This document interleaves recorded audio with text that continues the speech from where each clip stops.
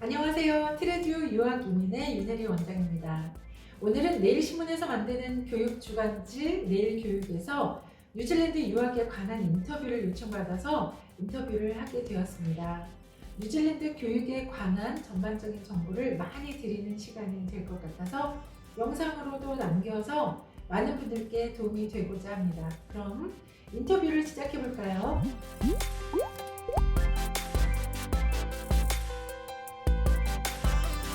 대학을 갈 때 가장 많이 선택하는 학과는 이제 통계로 나와 있는데요. 네네. 첫 번째가 아무래도 영어 관련 학과가 가장 많았습니다. 그 다음에 비즈니스 상경대, 회계학과, 컴퓨터학과, 네. 호텔 경영학과, 그리고 디자인학과, 양대 이런 정도의 순서였습니다. 네. 요즘은 공대와 또 의료계 쪽의 진학이 점점 늘고 있죠. 네. 코로나 이후에 느꼈었던 점은 예전에는 고등학교, 대학생들 문의가 가장 많았지만 금년에는 초등학생들의 문의가 가장 많기도 했었어요.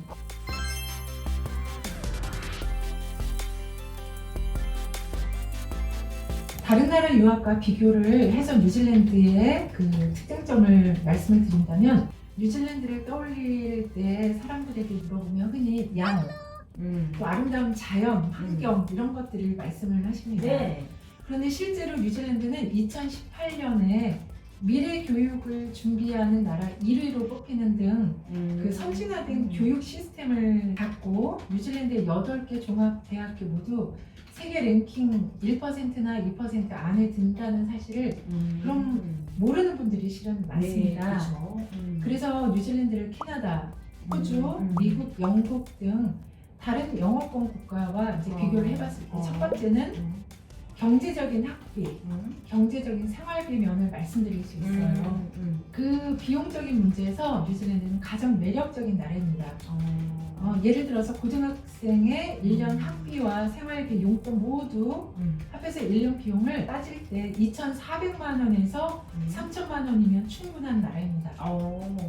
그리고 두 번째는 내 아이를 외국에 보내서 공부를 시킬 때 가장 고려해야 될 부분 중에 하나가 안전한 환경이냐라는 것인데요. 뉴질랜드는 세계적으로 공인된 가장 안전한 나라 중 하나예요.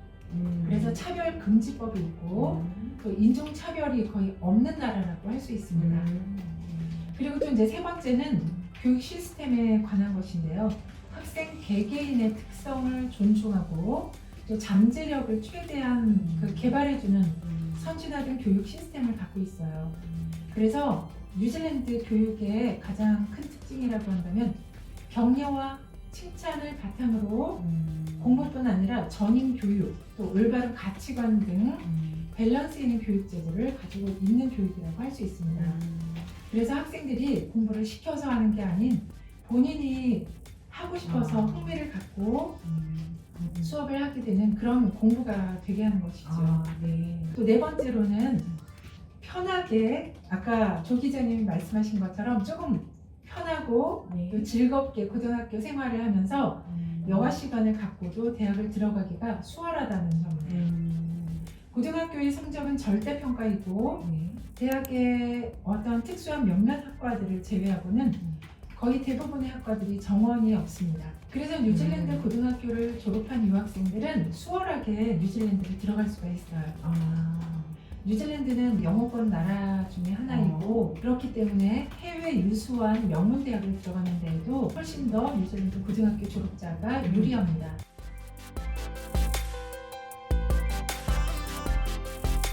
뉴질랜드 대학교를 졸업을 하게 되면 3년의 포스트 스타디 워크 비자가 나오게 되죠.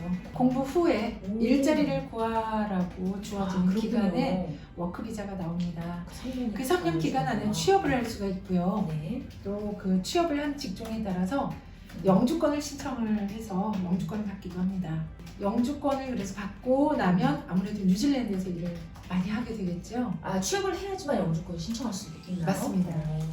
뉴질랜드 대학의 대부분 학과는 영어권 국가에서 또 상호 학력이 인정이 되기 때문에 미국, 영국 등의 또 직장을 구해서 나가는 경우도 있고요. 물론 졸업을 하고 한국으로 취업을 해서 들어오는 학생들도 있습니다. 뉴질랜드는 그 이민자들이 만든 나라예요. 그래서 유학생들이 대학교를 졸업을 하고 또 취업을 하는 데 있어서 차별적인 어려움은 거의 없는 나라입니다. 또한 많은 직장에서 지금 현재 인력이 모자랍니다. 일할 사람이 모자라요. 그렇기 때문에 취업을 하는데 어려움은 거의 없다고 볼 수 있습니다. 어떤 학생들이 유학에 적합한지를 먼저 볼 때 유학을 오는 학생들과 제가 인터뷰를 보면 몇몇 유형이 있는 것 같아요. 네네. 첫 번째는 한국에서 공부를 아주 잘해서 해외 명문대학에 들어가고 싶어하는 학생들에게 뉴질랜드 학교들이 징검다리가 될 수 있습니다. 또 다른 유형으로는 한국의 주입식 교육이나 획일화된 그런 교육에 맞지 않아서 성적이 나오지 않아서 좌절하고 있는 그런 학생들도 뉴질랜드 교육을 경험을 해보라고 저희가 이제 권유를 합니다. 근데 또 당연한 이야기지만 영어에 관심이 많은 학생들이 유학을 오면 이제 좋은 결과를 받을 수가 있죠.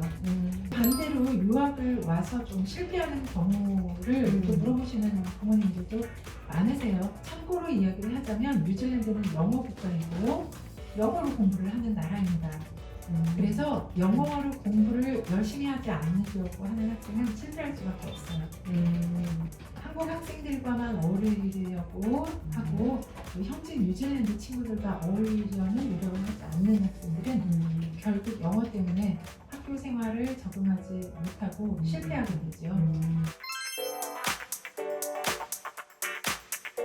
어려운 점을 꼽는다면 뉴질랜드 가정에 홈스테이를 들어가거나 기숙사를 들어가는 학생들의 식사 문제가 있습니다. 내가 먹던 한국 음식과 좀 다르기 때문에 그것을 힘들어하는 학생이 있는데요. 근데 뉴질랜드는 한국 식당이 워낙 많이 있기 때문에 주말에 한국 식당을 가서 사 먹을 수 있거나 하기 때문에 음식이 아주 힘들다고 말하기는 조금 어려워요. 그리고 또 힘든 것은 코로나 상황 같은 경우에 가족과 떨어져 있었고 또 국경도 닫혀 있었기 때문에 가족을 만나볼 수 없다는 것이 가장 실은 힘들었었습니다. 그런데 이제 그것도 국경이 오픈되었기 때문에 더 이상 가족을 몇 년씩 보지 못하는 일이 없을 거라고 생각을 해요. 예. 그 외에 유학생들이 가장 어려워하는 점은 처음 뉴질랜드 유학을 올 때 영어 실력이 충분치 않아서 의사 전달이 충분하지 않을 때 답답한 점들이 있지요. 시간이 지나고 영어 공부를 하면서 이제 나아지기는 하지만 처음 유학을 시작하는 학생들에게 가장 어려운 점은 영어 실력이 충분하지 않았을 때 그때라고 생각합니다.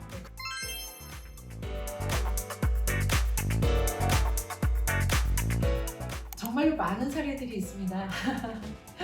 대부분 성공 사례에 대해서 저희가 가장 기억이 남죠.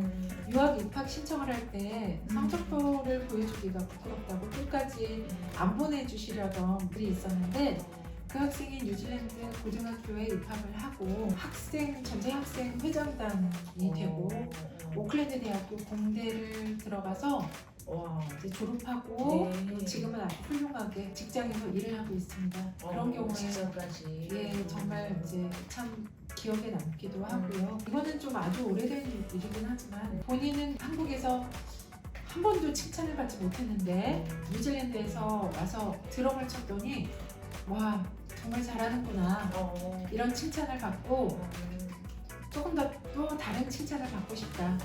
그래서 수학 공부도 하고 영어 공부도 하고 그래서 이 친구는 결국 유펜 대학교를 4년 장학금으로 들어갔어요. 그래요? 예, 그런 경우도 있고 인생이 바뀐 거네요. 인생이 바뀐 학생들이 굉장히 많습니다.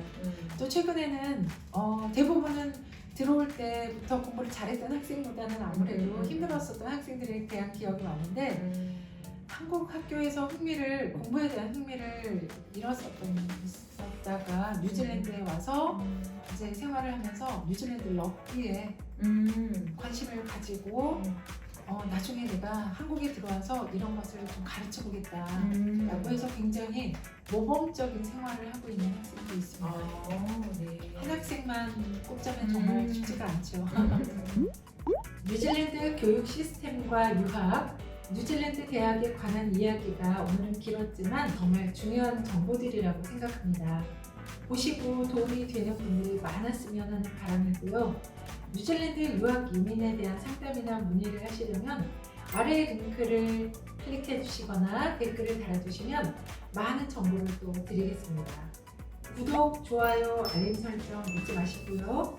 다음 편도 좋은 정보를 가지고 뵙겠습니다. 안녕!